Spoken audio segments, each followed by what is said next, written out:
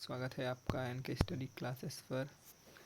तो आज फिर हम 7 वेरी मोस्ट इम्पोर्टेंट फिजिक्स के 7 टॉपिक करने वाले हैं, जो कि हमेशा बोर्ड एग्जाम में 5 नंबर में आपको दिखने को मिलेगा। इस बार भी इसमें से आई होप 2 क्वेश्चन फंसेंगे, तो इनको आप अनदेखा ना करें। तो यहाँ से देखते हैं, अनुगमन वेग किसे कहते हैं? अनुगमन वेग किसे कहते हैं? मुक्त इलेक्ट्रॉनों के अनुगमन वेग व विद्युत धारा में संबंध स्थापित कीजिए। तो वो आवेग जिसके द्वारा चालक के मुक्त इलेक्ट्रॉन आयनों से टकराते हुए बाह्य विद्युत क्षेत्र के प्रभाव में घन सिरे की ओर आगे बढ़ते हैं, उसे अपवाह आवेग या अनुगमन वेग कहते हैं। तो यहाँ से मुक्त इलेक्ट्रॉनों के अनुगमन वेग व विद्युत धारा में संबंध का सूत्र हो जाएगा। तो माना चालक की लंबाई L है तथा अनुगमन वेग VD है एवं क्षेत्रफल A है। यहाँ से देखो, इनकी दोनों के बीच की लंबाई L है और इनका जो क्षेत्रफल है A है और इन बाह्य विद्युत क्षेत्र क्या है, E है। तो यहाँ से हो जाएगा 1 सेकंड में चालक में प्रवाहित इलेक्ट्रॉन की संख्या Na(V)D हो जाएगा, इतना हो जाएगा।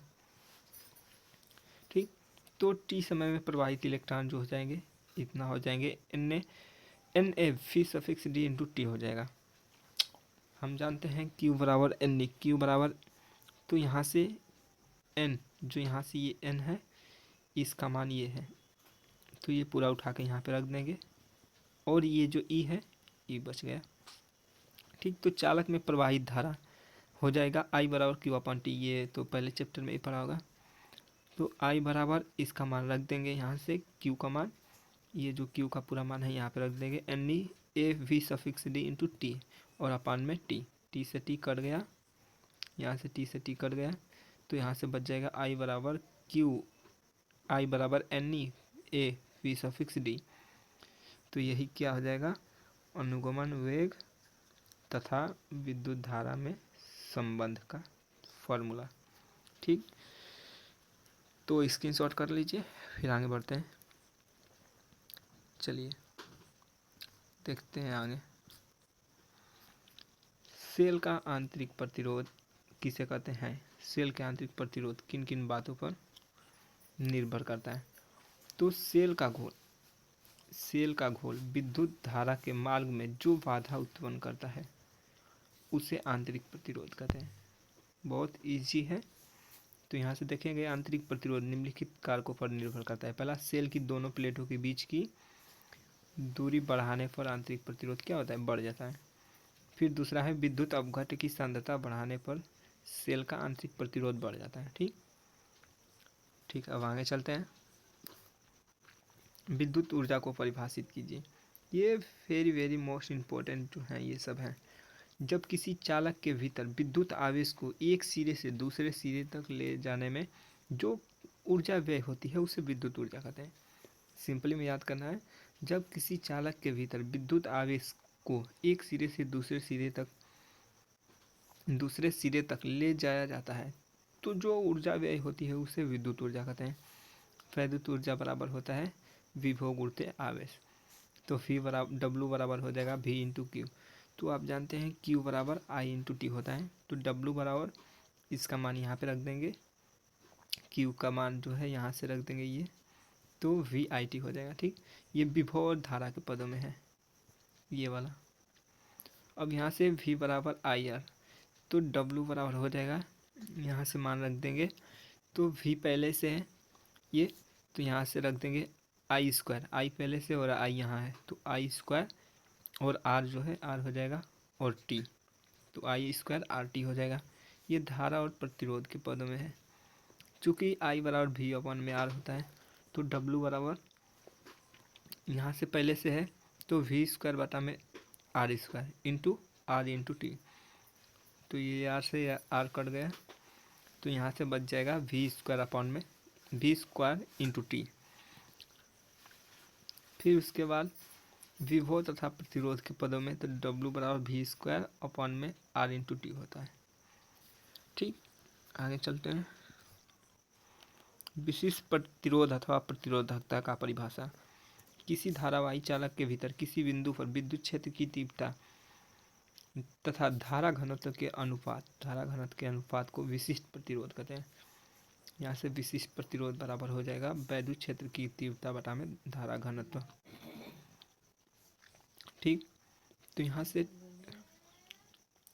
से हो जाएगा रो बराबर ई अपॉन में जे हो जाएगा। ठीक, तो यहाँ से चूंकि ई बराबर वी अपॉन में आई होता है तो जे बराबर आई अपॉन में ए हो जाएगा। तो यहाँ पी बराबर वी अपॉन में एल अपॉन में आई अपॉन में ए हो जाएगा पूरा। तो यहाँ से हो जाएगा ये वी अपॉन में एल ऐसे रहेगा और ये ऊपर चला जाएगा तो ए अपॉन में आई हो जाएगा। तो ये निकल जाएगा बाहर ऐसे ही और ए अपॉन में एल हो जाएगा। तो यहाँ से चूंकि वी बटा आई बराबर आर तो रो बराबर जो हो जाएगा आर इंटू ए अपॉन में एल। इसका जो मात्रक होता है ओम मीटर होता है। ठीक, चलते हैं आगे। अनुगमन वेग पर के आधार पर ओम के नियम का उत्पत्ति, ये वेरी मोस्ट इम्पोर्टेंट है। यदि किसी चालक में बहने वाली धारा आई हो तो आई बराबर N E A V suffix D. पहला इक्वेशन मान लेते हैं। यदि चालक के अनुगमन वेग वी डी हो तो वी सफिक्स डी बराबर E V upon M L into tau, ये जो है टाउ है, ये सेकेंड मान लेते हैं इक्वेशन। तो वी सफिक्स डी का जो मान है समीकरण 1 में रखने पर तो यहाँ से रख देंगे इनका मान जो है यहाँ से रख देंगे। तो आई बराबर N E A V upon M L tau हो जाएगा। फिर आई अपॉन 1 हो जाएगा, इस बगल ले लेंगे, उसके बाद ये इतना हो जाएगा। ठीक, अब इसका कर देंगे N E A square A V into tau हो जाएगा बराबर में क्या हो जाएगा आई इंटू ये इसके साथ गुणा हो जाएगा तो आई इंटू एम एल हो जाएगा। तो वी अपॉन आई, क्योंकि हमें निकालना है ओम का नियम, तो ओम का नियम यहीं से होता है वी अपॉन आई बराबर एम एल अपॉन में एन ई स्क्वायर ए टाउ हो जाएगा। तो यहाँ एम एल मतलब कांस्टेंट, यानी होता है ना ओम के नियम में यदि ताप दाब आदि क्षेत्रफल कोई भी होता है तो एम कांस्टेंट हो जाएगा, यहाँ पे ये सभी कांस्टेंट हो जाएंगे। तो इनका वैल्यू कितना हो जाएगा कांस्टेंट के बराबर, तो वी अपॉन आई बराबर आर जो हो जाएगा कांस्टेंट। तो यही क्या है ओम का नियम है। ठीक, धारा घनत्व का परिभाषा लिखिए और अफवाह वेग एवं धारा घनत्व में क्या संबंध है। ये अगली बार आया था पेपर में, तो देखते हैं। किसी चालक के एकांक क्षेत्रफल में प्रवाहित होने वाली धारा को धारा घनत्व कहते हैं। धारा घनत्व बराबर धारा बटा में क्षेत्रफल होता है। ठीक, इससे धारा घनत्व को जे बराबर आई अपॉन में हो जाएगा। इसका मात्रक जो हो जाएगा एम्पियर प्रति मीटर स्क्वायर और बीमीय सूत्र जो हो जाएगा ए यहाँ पे हो जाएगा और ये मीटर स्क्वायर एल के पावर -2 ऊपर चला जाएगा तो एल के पावर -2 इंटू ए हो जाएगा। ठीक, अनुगमन वेग तथा धारा घनत्व में संबंध लिखिए।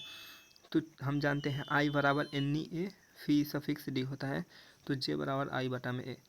यहाँ से पूरा आई का मान यहाँ पे रख देंगे यहाँ पे, उसके बाद ये जो बटे में है यहाँ पे रहेगा तो ए से ए कट गया तो क्या बच जाएगा जे बराबर एन ई वी डी बच जाएगा। यही हो जाएगा धारा घनत्व में और अफवाह वेग में संबंध हो जाएगा रिलेशन। ठीक, अनुगमन वेग किसे कहते हैं उधर आपने पढ़ा ही है अभी, और इसके लिए सूत्र स्थापित कीजिए।